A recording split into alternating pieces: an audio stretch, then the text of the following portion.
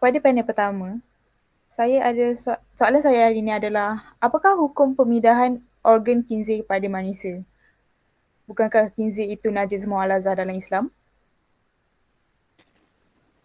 Terima kasih atas soalan yang diajukan oleh moderator kepada saya sebagai panel yang pertama. Sebenarnya soalan mengenai hukum untuk kita hukum pemindahan organ khinzir kepada manusia seringkali menjadi persoalan dalam kalangan masyarakat kita.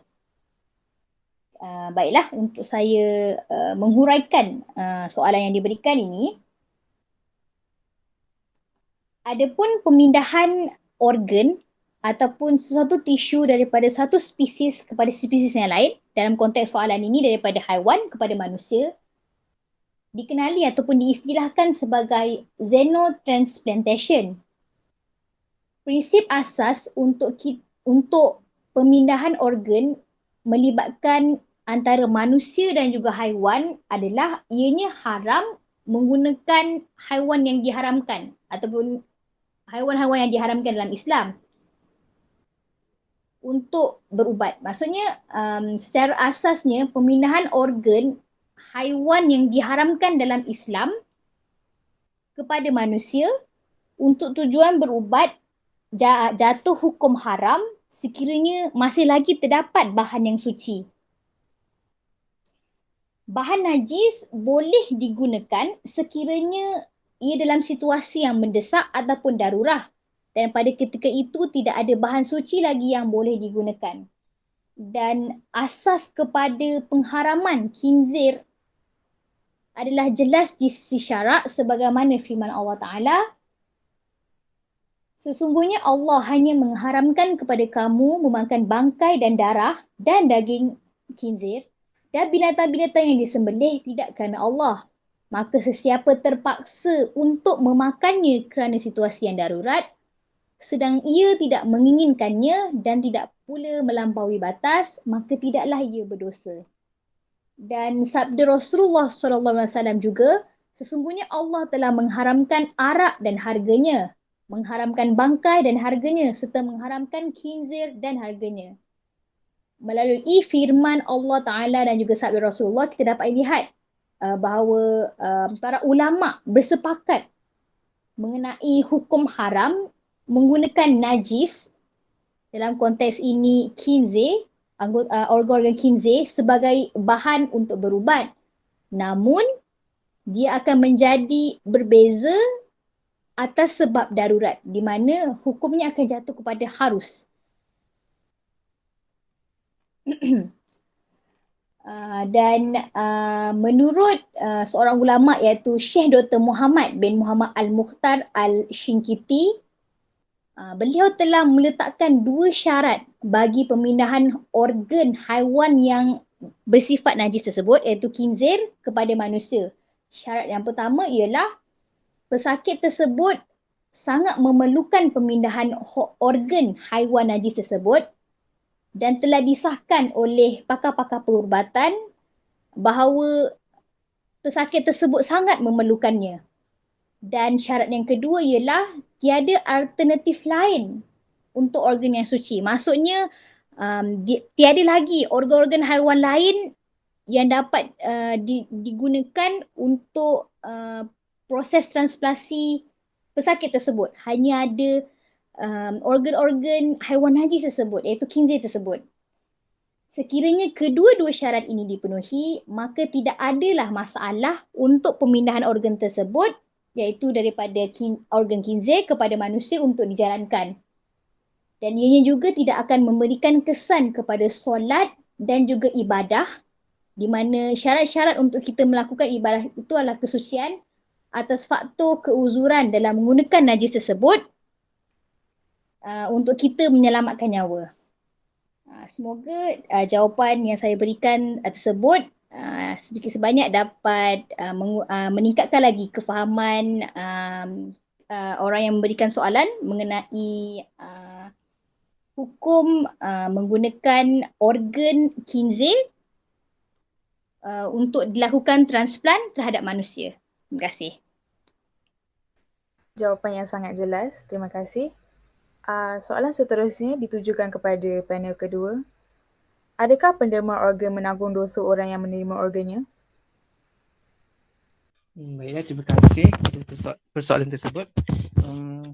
Jawapannya adalah tidak, kerana setiap orang yang mukallaf itu bertanggungjawab ke atas setiap tindak tanduknya sendiri. Seperti apa yang Allah sudah berfirman, patutkah aku mencari Tuhan selain Allah, padahal dia adalah Tuhan bagi setiap sesuatu, dan tiadalah dosa yang diusahakan oleh tiap seseorang melainkan orang itu sahaja yang menanggung dosanya, dan seseorang yang boleh memikul tidak akan memikul dosa perbuatan orang lain, bahkan dosa usahanya sahaja. Kemudian kepada Tuhan kamulah tempat kamu kembali, lalu ia menerangkan kepada kamu akan apa yang kamu berselisihan padanya. Sebaliknya daripada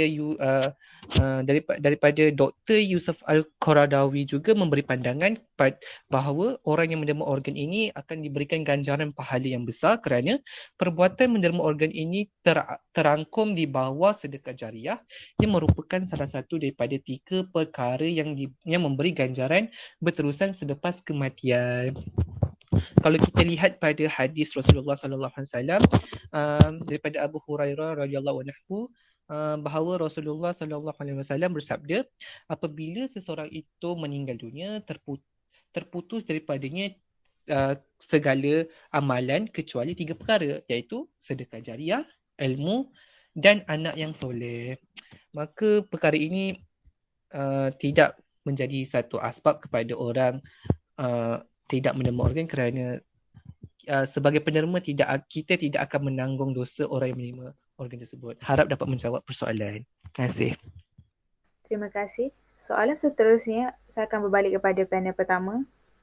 Bolehkah seorang Islam menerima organ kepada orang yang bukan Islam? Dan bolehkah orang Islam menerima organ daripada orang yang bukan Islam? Terima kasih atas soalan yang diajukan oleh moderator. Untuk soalan yang diajukan tadi, ini merupakan satu soalan yang menjadi rutin dipertanyakan oleh oleh masyarakat bila kita berbincang mengenai isu pemindahan organ. Jadi soalan yang diajukan oleh moderator ialah yang pertama, bolehkah orang Islam menerima organ bukan Islam? Maka saya akan memberikan jawapannya. Tiada larangan dalam hukum syarak bagi kita memindahkan organ bukan Islam kepada orang Islam. Ini kerana organ manusia, kerana organ itu bukannya organ itu yang bersifat Islam ataupun yang kufur. Maksudnya bukan organ itu yang menentukan bahawa seseorang itu Islam ataupun kufur. Tapi organ itu hanya alat yang kita gunakan untuk kita beribadah, untuk kita menjalankan tuntutan-tuntutan akidah dalam kehidupan.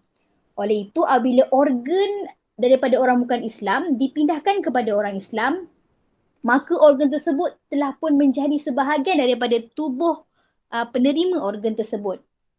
Dan dapat digunakan, dan apabila telah sembuh, maka penerima organ tersebut dapat menggunakan tubuh badannya yang telah sihat semula untuk menunaikan tanggungjawabnya seperti yang telah diperintahkan oleh Allah Subhanahu Wa Taala. Dan jadi dapat saya simpulkan sedikit di sini bahawa tiada halangan dari segi syarak untuk orang Islam mengambil manfaat ataupun kebaikan daripada organ orang bukan Islam yang telah didermakan. Dan soalan yang seterusnya ialah, bolehkah orang Islam untuk menderma organ kepada orang bukan Islam? Dalam konteks negara kita, penderma tidak boleh memilih ataupun menetapkan bahawa dia hendak ataupun dia mahu menermakan organ ataupun tisunya kepada orang Islam sahaja. Hal ini kerana organ yang didermakan tersebut akan diberikan ataupun dipindahkan kepada orang yang paling sesuai untuk menerima organ tersebut, seperti yang telah dihuraikan oleh panel yang pertama mengenai organ-organ yang boleh didermakan serta syarat-syarat organ tersebut boleh didermakan, iaitu mestilah organ tersebut mestilah sesuai dengan penerima. Jadi dapat kita lihat di sini bahawa organ tersebut hanya akan didermakan kepada individu yang sesuai untuk menerima. Terlepaslah dia adalah seorang individu yang Islam ataupun individu bukan Islam. Dan dalam konteks negara kita juga, orang bukan Islam di negara kita dikategorikan sebagai kafir zimmi, iaitu individu ataupun mereka yang telah memberikan taat setia kepada negara dan wajib untuk kita lindungi, kita bantu dan kita selamatkan mereka sekiranya mereka berada dalam kesusahan ataupun kesakitan. Dan pendermaan organ ini adalah termasuk bantuan yang dinyatakan, yang diharuskan untuk kita berikan kepada mereka. Jadi di negara kita sepatutnya isu seperti ini tidak lagi timbul. Bahawa kita tidak boleh menderma, orang Islam tak boleh ataupun tidak mahu menderma organ mereka kepada orang bukan Islam. Pendapat ini ataupun pendapat ini diperkukuhkan melalui firman Allah Ta'ala, iaitu Allah tidak melarang kamu daripada berbuat baik dan berlaku adil kepada orang yang tidak memerangi kamu kerana agama kamu dan tidak mengeluarkan kamu daripada kampung halaman kamu. Sesungguhnya Allah mengasihi orang yang berlaku adil. Rasulullah SAW juga sentiasa mengingatkan kita sebagai umat Islam supaya kita menjadi seseorang yang banyak memberi dan juga membantu orang lain. Jadi secara keseluruhannya dapat saya katakan di sini bahawa orang Islam boleh menderma organ mereka kepada orang bukan Islam kerana ianya menjadi tuntutan dalam Islam sendiri untuk kita saling membantu ke arah kebaikan, terutamanya apabila ia berkaitan dengan nyawa, di mana dalam isu kita kali ini bahawa pemindahan organ dapat menyelamatkan nyawa manusia. Tidak kiralah apapun agama mereka, apapun kaum mereka, apapun bangsa mereka. Semoga jawapan yang saya berikan dapat menambahkan lagi kefahaman kepada rakan-rakan dan juga kepada mereka yang telah mengajukan soalan, supaya tidak akan ada lagi timbul salah faham ataupun konflik yang berkaitan soalan tadi. Terima kasih. Terima kasih pada panel pertama untuk menjawab soalan tadi. Soalan terakhir pada hari ini ditujukan kepada panel kedua. Adakah orang yang menderma organnya akan dibangkitkan pada hari akhirat tanpa organ-organ yang telah didermakan? Baiklah. Setiap orang Islam yang beriman dan percaya pada hari kiamat, itu pasti berlaku. Apabila kiamat itu berlaku, maka segala yang ada di muka bumi ini akan hancur musnah, termasuklah badan manusia sendiri. Hanya Allah sahaja yang kekal abadi. Apabila manusia dibangkitkan pada hari akhirat di padang mahsyar, manusia akan dibangkitkan mengikut amalannya. Jika amalan dia baik, maka dia akan dibangkitkan dalam bentuk yang lebih baik dan mulia. Jika amalan yang buruk, maka dia akan dibangkitkan dalam bentuk yang lebih buruk dan hina. Maka seharusnya sebagai orang Islam yang beriman tidak patut ada pemikiran mentaliti seperti ini, kerana kita percaya bahawa segala-galanya akan musnah ditiup sangkakala sebelum kita dibangkitkan semula oleh Allah Subhanahu Wa Taala untuk dihimpunkan dan dihisab di padang mahsyar nanti. Hakikatnya kekuasaan Allah Subhanahu Wa Taala ini membangkitkan semula manusia selepas semua hancur, disebut dalam firman Allah Subhanahu Wa Taala seperti, katakanlah tulang-tulang yang hancur itu akan dihidupkan oleh Tuhan yang telah menciptakannya pada awal mula wujudnya, dan ia maha mengetahui akan segala keadaan makhluknya.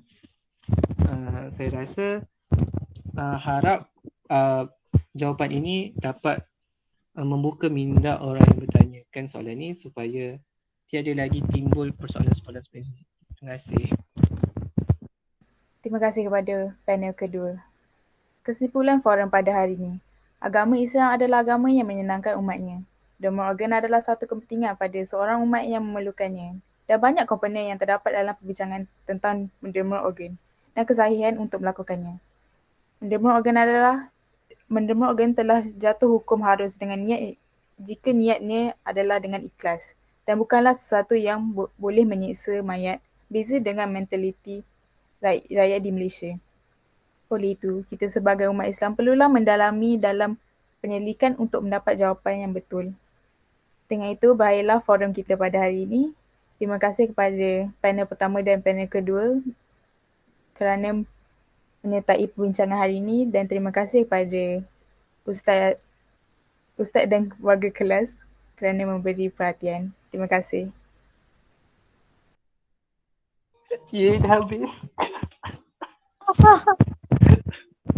Oh, penatlah.